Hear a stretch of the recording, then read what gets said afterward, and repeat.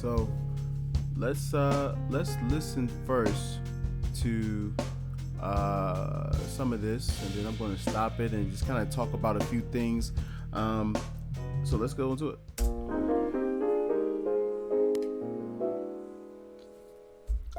All right, let's take that first part. That's already amazing there. So it's nice intro. So what is that? Basically, it's just a B flat here, and then you just moving triads in the key of E flat major, and it sounds like you're doing something fancy there, but that's all it is. It's a nice thing that you could do over a 5 chord. All this kind of says like a sus type of sound, a open sound. So this is something that I like to use on my 5 chords. So if I was the, I'm in the key of C now. You know.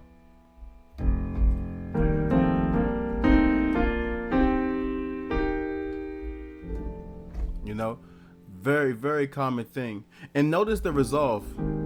See, the basic common way, and you probably heard this before, it's like this sus sound to a flat 9. A dominant chord for flat 9. Because it leads nicely to home. Because you got this nice voice leading. So 9 with a sus here. What I mean by sus, this E flat makes it sus. Why? Because when we say sus, I know it's not there, but think sus 4 a lot of times. So meaning no third, 4th. So you omit the third for the 4th. So that's why. And then you have the 7th with the 9th. So you got this nice. And if you look at that, that's just an A flat major chord. So sus chords is just really, if you go a whole step down, whatever the major chord is, you get this nice sus chord. You hear that all day. But that chord leads nicely to a flat 9, and then it resolves home. But Bill just kind of extended on that. All this kind of says sus, but with all these different triads. And then here's see that flat 9 there? So basically, you got this sound. Have that nice sound. Okay? So a couple of things that you could do, you just try to put that in different keys. Let's see. That was the key of C. Resolve it there. So this particular chord, the way I built this, or I'm thinking about it, is whatever the 5 is, I'm doing the tritone of that, meaning the 7th of the 5 and the 3rd of the 5. That says B flat dominant already. Just those 2 notes. I want you guys to kind of really master that little 3rd and the 7th trick. That says B flat 7. So that's our priority tones. That says all we need. This is just the color. Now this frees up my right hand just to add some color.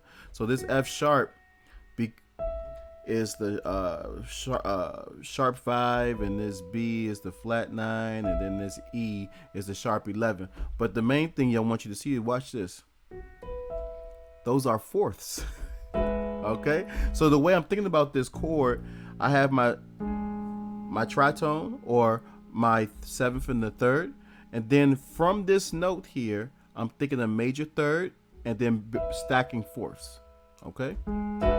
So if I did the exact same idea, let's go with the key of C. We want the 5 chord, which is G. So what is the 7th and the 3rd of a G? It's F, and then B. And then in my right hand, again, I want to, what's the 3rd away from this B? A major 3rd, I should say. It's going to be this E flat, okay? And then I'm going to stack it as 4ths. And then I just move everybody down. This goes down a half step. This goes down, well, this note goes down a whole step, and this goes down a half. And you get this nice voice on the 1. So it's 5, 1. So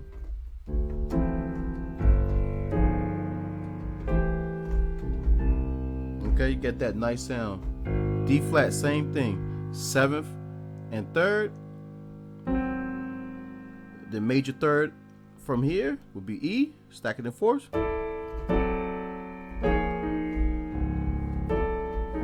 So putting in different keys kind of help.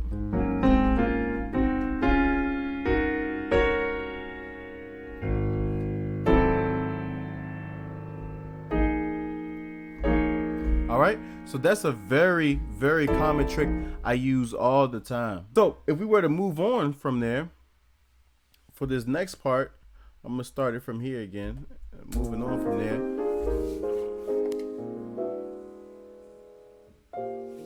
See how he resolves? But so he did something a little different than we was doing before. We just moved down half steps. He went up. So very cool. Another cool thing about this part is this pedal point thing. It's because usually the song, this is what he's into the song now. Usually it starts on the 1, but it's like a pedal point. This says 1, right?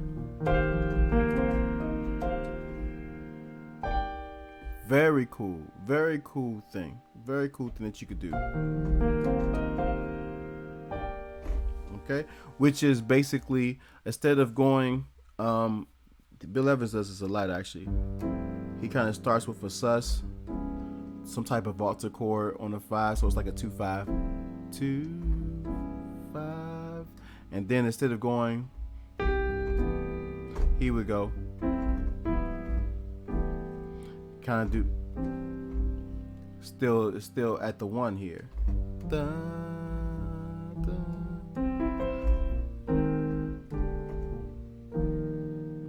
You know, if we take Misty,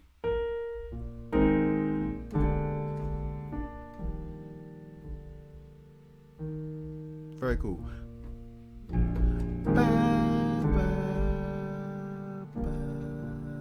You know, gives it a different sound. Let's keep going.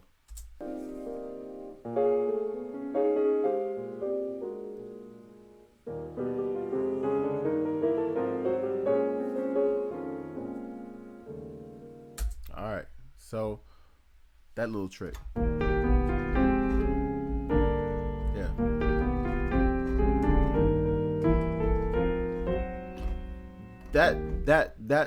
The biggest thing that I want to point out with that is just this awareness, right? I call it an awareness because sometimes we just play and it's just like moving chord to chord, but beautiful playing, or we hear more professionals do, is just like this movement, you know, from chord to chord. There's like a bridge. There's some type of flow going. It's not stagnant water. It's like a flow moving through this. So instead of going, right? Look at that. Which leads nicely here.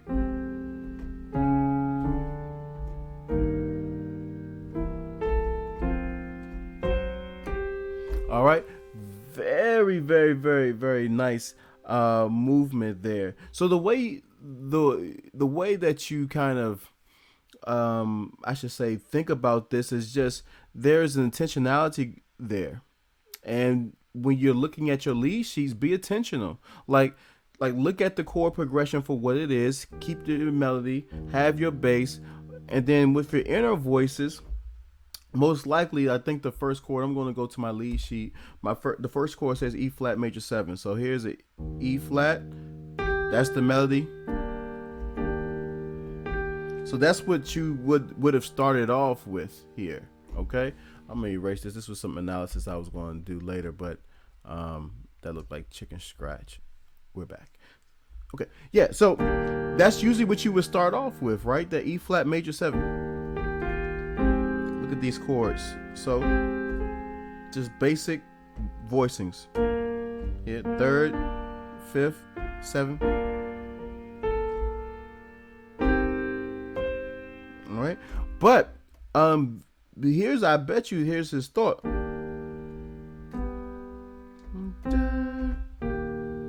that was the next one.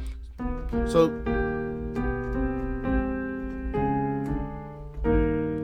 and instead of for that, right, that sharp 5 thing idea that he has going on, then sharp 5, sharp 5, sharp 5, sharp 5. It's a very, very beautiful movement. So just thinking about those inner voices, be very intentional when you following your chord progression. And then it leads nicely to this little passage with this B flat minor.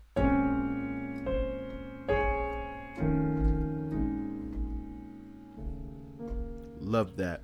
What I love about that is that he took something simple, which is supposed to be B flat minor 7 for a full bar,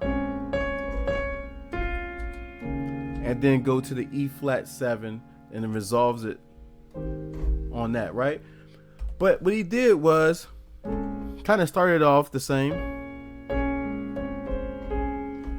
What I love about this, that F augmented chord, or this F dominant chord, you could do a regular dominant chord, but what I love about it is that it makes so much sense.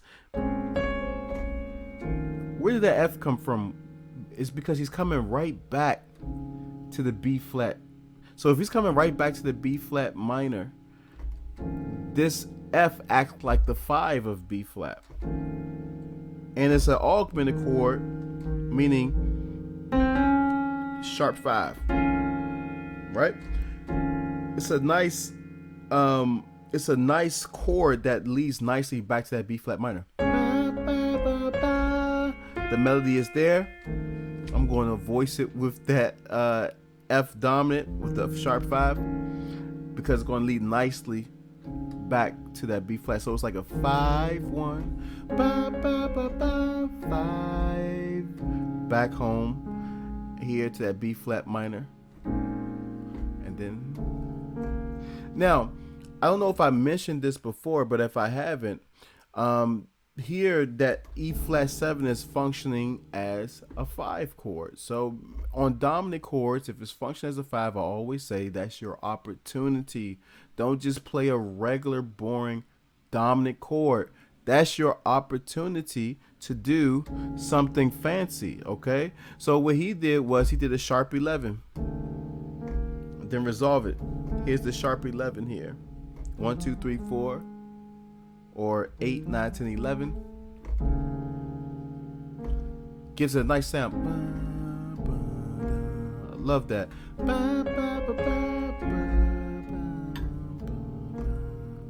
Beautiful, beautiful movement. Let's keep going.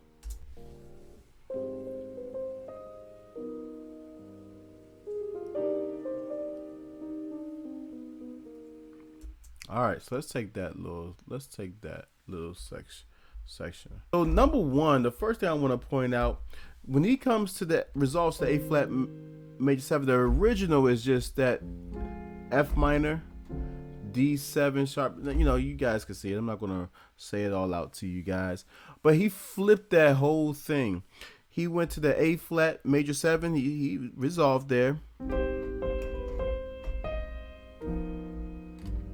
He went first of all to a G dominant chord, then just to resolve on that C minor a little bit earlier. So instead of that G minor, he resolved to the C minor.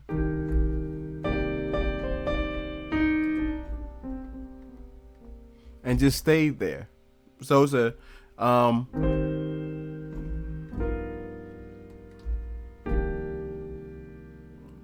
that's the progression. So he flipped that whole thing. That's the first thing I want to know, is just that simple. So sometimes with making the song your own, reharmonization, you can change the progression around as long as you keep the integrity of the melody. Okay, so that's one thing I want to point out from that section. Another thing is what he actually did with his left hand here. So I'm gonna play that part again. Listen for, I call it a delayed bass. Okay, so he goes from actually I'm just gonna play it so you guys can hear it. Watch this. That little, he didn't go, you know, he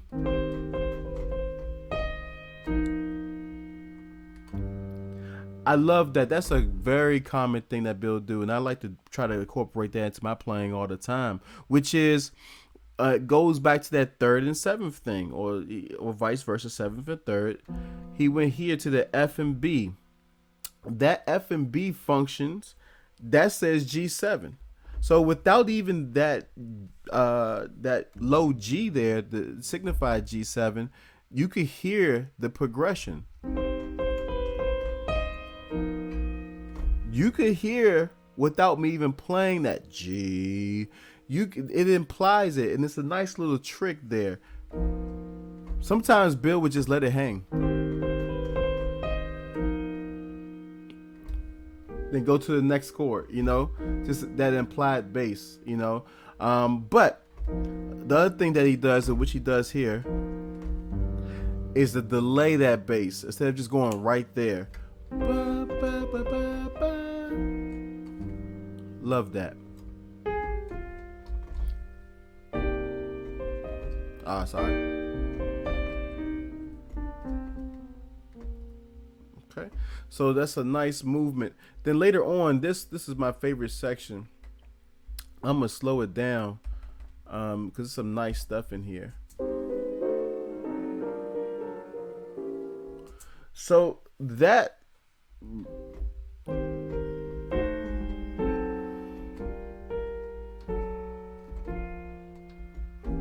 let's talk about that. There's a lot in that section there.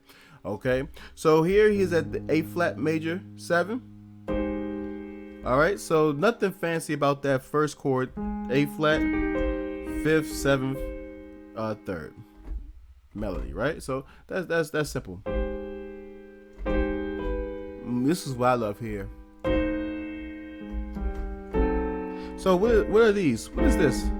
Where's that come from? This is diminished chords. Okay, it's like a drop 2 of a diminished chord. What I mean by drop 2, if I have a fully diminished here, and then when we say drop 2, that means the second you're dropping the second to the last voice and put it in your left hand. So what is the second to the last voice in this case? It's an A. Here's my last voice, I'm dropping that here. It gives you a nice sound. Same thing here. Second to the last voice, that's where it comes from. You carry that all the way up.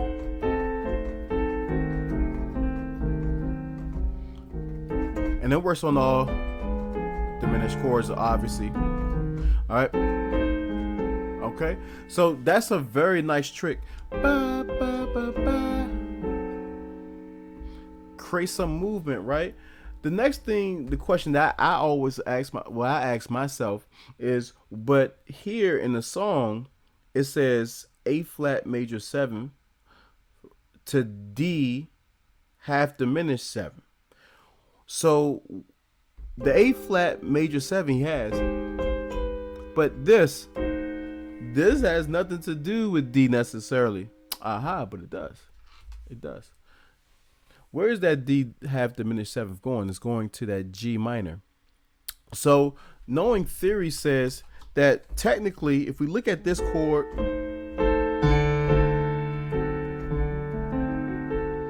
we put that D in there and we play this diminished chord. So it's almost functioning as like a D7 with a flat 9. Another way you could think about this is like a half step before the like a diminished chord, and that's usually sometimes what we do to approach a major or minor chord. Here we go, we got G minor here, and I could approach it by a half step below and play the diminished here. So, which is very cool. So this is where that idea comes from. So instead of a half diminished 7, you get, now you at the G minor 7 here.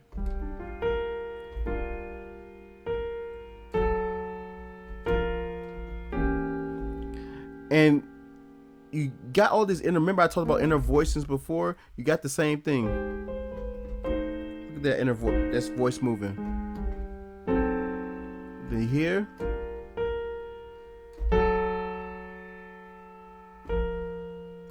So you got that voice moving. And then you also got this. That's why it sounds so nice. It's very intentional. Very intentional. Okay? That's big. So, and then, a little bit ahead of myself. Building goes to this F, resolve nicely to this F minor 7. Oh.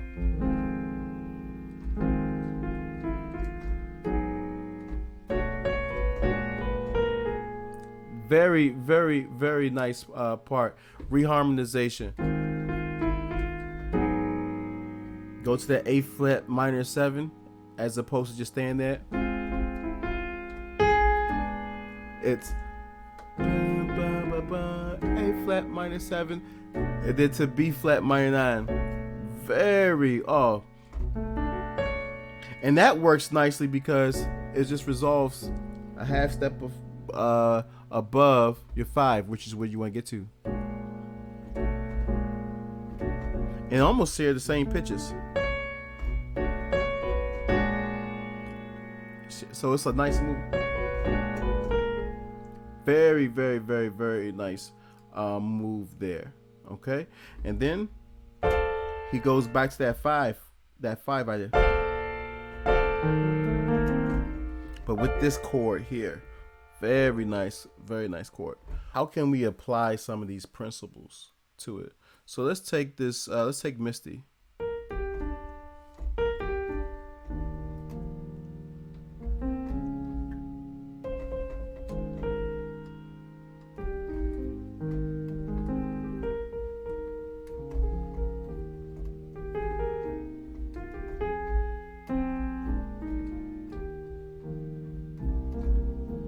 That's the basic way.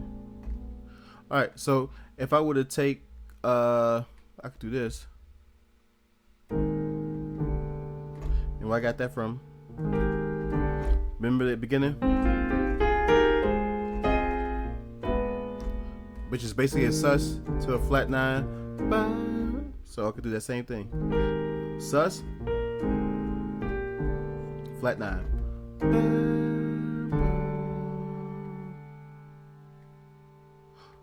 Then where I get this chord from? Later on in the song he did this, so that works nicely as like a replacement for the 1. So I know this is 2 5 1, so I could use that same chord, give me a different sound. Ba, ba, ba. I'm gonna go to the next part.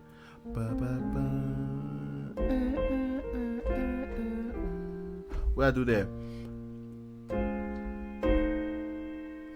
So with this, I got this from that part. Remember earlier in the song, in the Bill Evans song, where we had this B flat minor 7. We went to this 5 and then came back to the B flat here. Well, I'm going to kind of do the same thing. What's that? The A and E flat. That's the 3rd and 7th of this F. So what is this?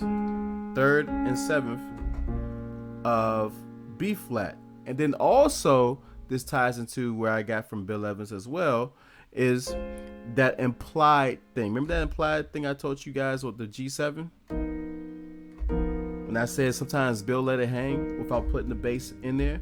Well, I'm doing the same thing. So, say I'm not playing the bass in there. I can, but I choose not to. But you can hear that. You can hear that though, right? Okay. So I'm gonna do that again. I'm gonna start from here.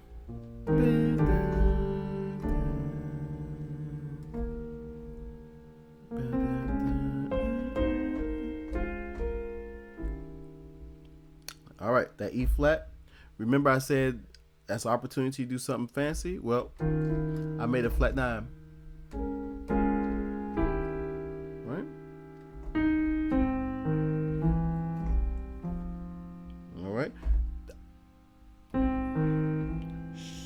Sharp 5. All right, where I get that from?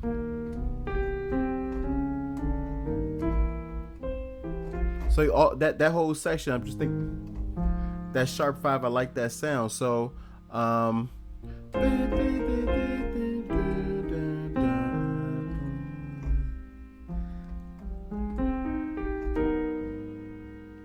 nice voicing. Got that voicing from here. Look at that. For a minor 9 chord, that melody is the 9. We have the 5th. We got the 3rd, root, and 7th. Well, the melody is the 9 in this case, so I know I can use that same voicing.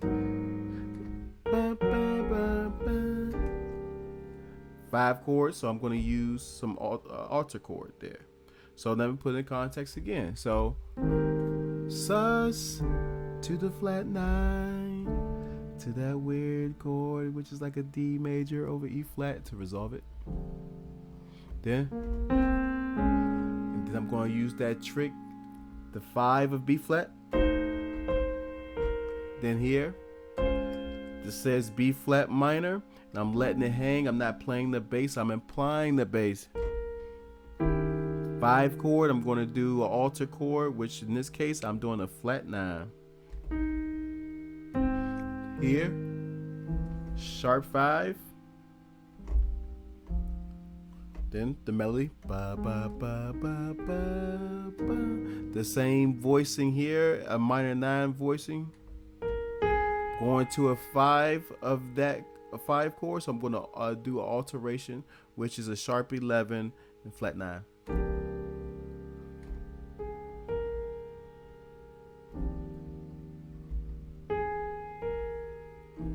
I didn't do nothing deep.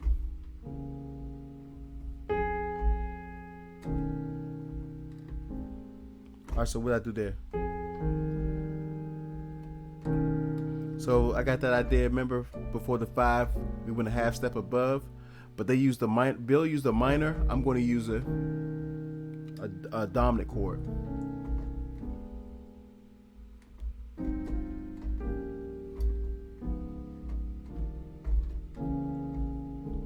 So, just really quick, like, I just took his concepts. And put it in different context. And a lot of it is very cerebral thinking, but over time, it's just going to, you just start thinking, you're processing that faster. But I just took that small, there's a lot of things I could have done with that, but I just took those concepts of the sus to the flat 9. We can use that at the beginning. This particular chord that Bill used, we played it in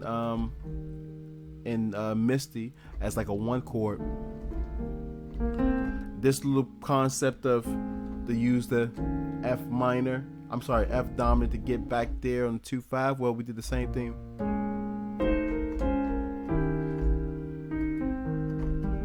Oh, forgot about that. Sharp 5.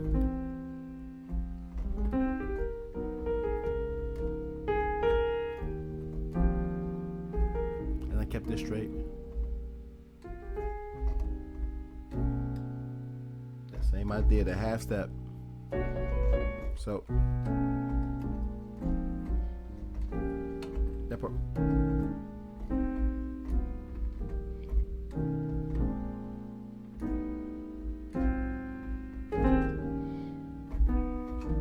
So there's a lot of different stuff that you could do. So hopefully you guys enjoyed this. I know it's kind of random and all over the place, but hopefully it makes sense.